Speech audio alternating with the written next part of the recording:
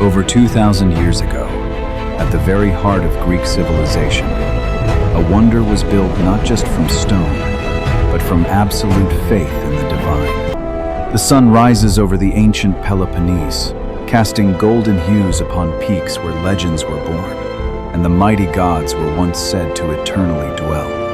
Look toward the summit of Olympus, where thick mists swirl around the throne of heavens, hiding the secrets and the immense power of the Olympian gods. This is the story of the Statue of Zeus at Olympia, a lost masterpiece of humanity that once stood as a testament to the power of art.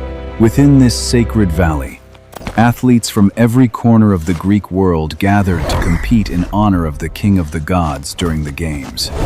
The Temple of Zeus stood as a colossal monument of marble, its architecture reflecting the strength and the order of the civilization that built its foundations. To reach the divine, one had to walk through these pillars of stone, where the shadows of the past still whisper the names of the ancient. Every stone was laid with precision, every column carved with devotion, preparing the world for the magnificent presence that would soon reside within these holy walls. In the sacred precinct of Altus, crowds gathered from across the Mediterranean, bringing offerings to the altar as smoke rose toward the clear blue Greek sky.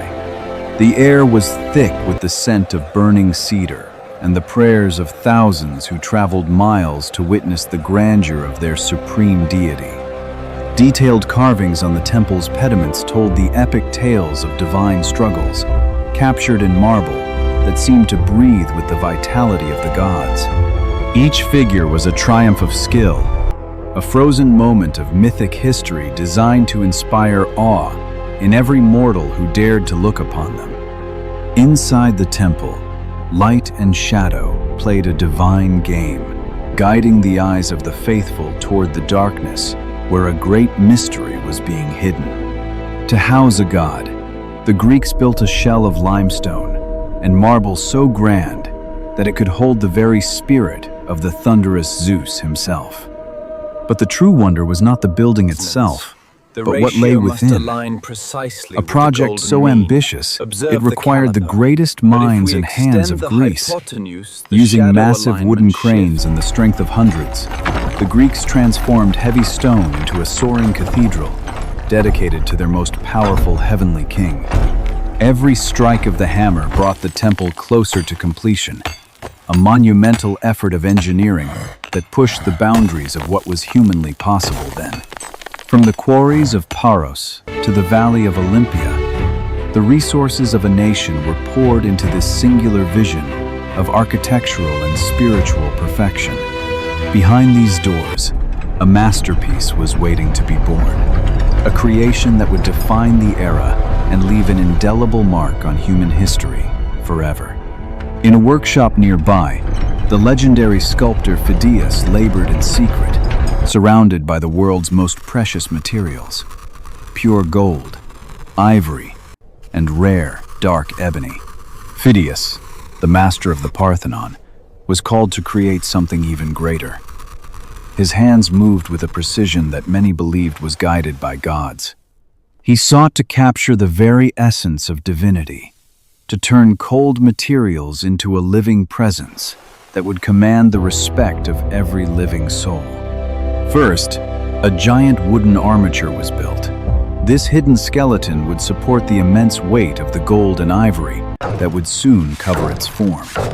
The structure was a feat of carpentry, designed to withstand centuries of time, while holding up a figure that would stand over 40 feet in height. Then came the ivory. Thin plates were painstakingly carved and fitted together so perfectly that the seams became invisible to the naked eye of any observer. This technique, known as chryselephantine, allowed the sculptor to mimic the softness of flesh, giving the giant statue an eerie, lifelike quality that felt supernatural. Next, the robes of the god were draped in sheets of pure, beaten gold, engraved with intricate patterns of lilies and figures of small, dancing animals. Phidias himself oversaw every detail, from the curls of the hair to the expression of the eyes, ensuring that the King of Gods looked truly supreme. The scale was beyond comprehension.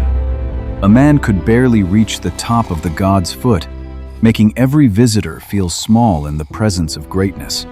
As the final pieces were set, the workshop became a place of worship, even before the statue was moved to its permanent home in the temple. The day of revelation finally arrived. As the heavy doors of the temple swung open, the world was invited to see the face of their god. There, in the dim light of the cella, sat Zeus, a figure of gold and ivory so massive that if he stood, he would unroof the temple. He sat upon a magnificent throne of cedar wood, inlaid with gold, ebony, and precious gems, looking down upon the world with a calm, eternal wisdom. The throne itself was a gallery of myth, every inch covered in carvings that told stories of the gods, the heroes, and the fate of all humanity. In his right hand, he held a life-size statue of Nike, the goddess of victory, a reminder that all triumph on earth came from his divine will. In his left hand rested a scepter made of all metals, crowned with a golden eagle, the symbol of his authority over the earth and the sky. His face was a masterpiece of expression.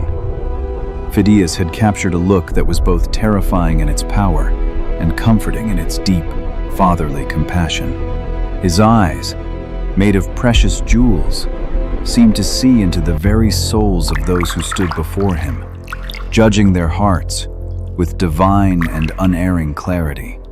The Greeks maintained a pool of olive oil at his feet, not just for ritual, but to keep the ivory moist and reflect the light upward.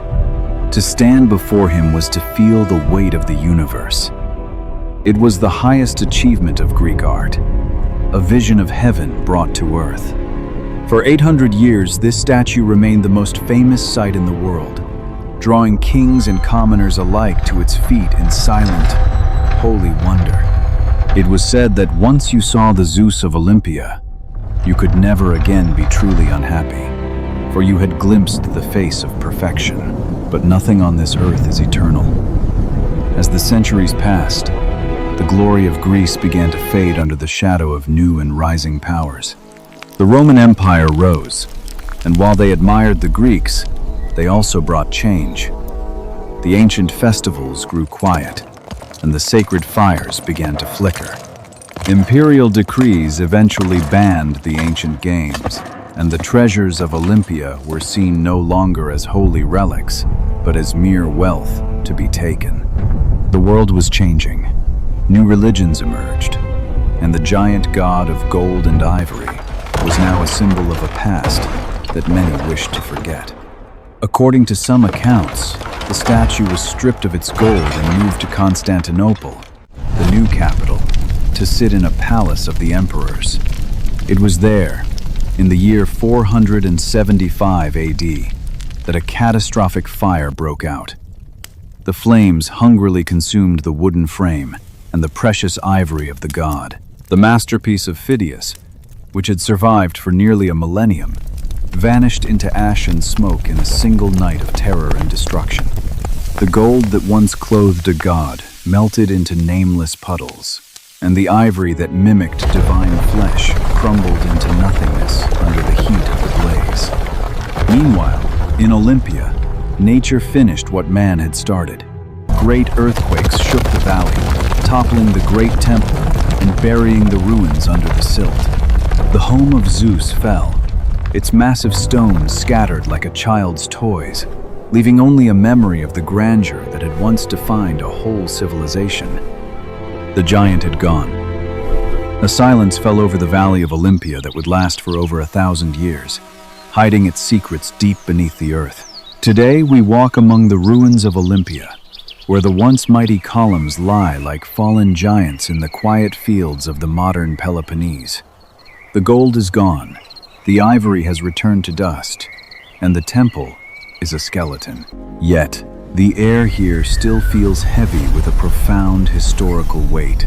Through the eyes of history and the tools of technology, we can rebuild what was lost, feeling the same awe that the ancients felt so long ago. Unmistakably Excavations have found the very The tools and detail molds is Phidias used, exquisite. proving that the legend was real, and that a mortal truly did touch the divine with his hands. These small fragments are the only physical witnesses left of a creation that once reigned as one of the 7 wonders of the ancient world. Though the statue is lost, its legacy remains. It reminds us that the human desire for perfection is the only thing that can never be truly destroyed. The Zeus of Olympia lives on in our imagination, a golden dream of a time when men built monuments to match the scale of their own infinite spirits.